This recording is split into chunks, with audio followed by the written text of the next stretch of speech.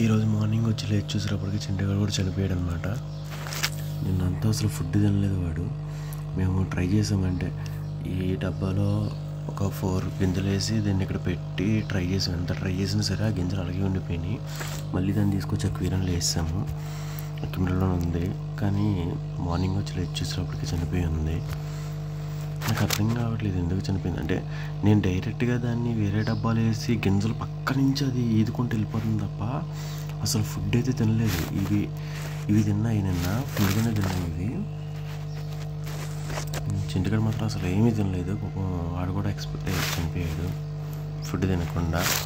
కానీ ఎందుకు తినలేదని నాకు అర్థం కాలేదు. నేను పట్టుకొని అలా దాని ఫిష్ని పట్టుకొని ఇందులో వేసి ఈ బకెట్లో వేసి బకెట్ లోపల గింజలు వేసి పెట్టాను కూడా అనమాట. అప్పటికీ ఏం తినలేదు అసలు, అలాగే ఉండిపోయింది. ఎందుకు అర్థం కావట్లేదు. ఈ ఫిషెస్కి ఇంకా వాటర్ అయితే పోయలేదు, ఫుడ్ అయితే ఇంకా పెట్టలేదు. ఇప్పుడు ఫుడ్ అయితే పెడతాను వీటికి. ఇవైనా బతికితే బాగుండు. అంటే మా ఫ్రెండ్ చెప్పింది ఏంటంటే ఒక ఫిష్ ఒకసారి అక్వేరియం తీసుకొచ్చిన తర్వాత ఒక ఫిష్ చనిపోయిందంటే తర్వాత మిగిలినవన్నీ కూడా పోతాయి, చాలా జాగ్రత్తగా చూసుకోవాలన్నాడు. జాగ్రత్తగా చూసుకున్నాను, అయినా సరే ఎందుకు ఇలా అవుతుందో అర్థం కావట్లేదు.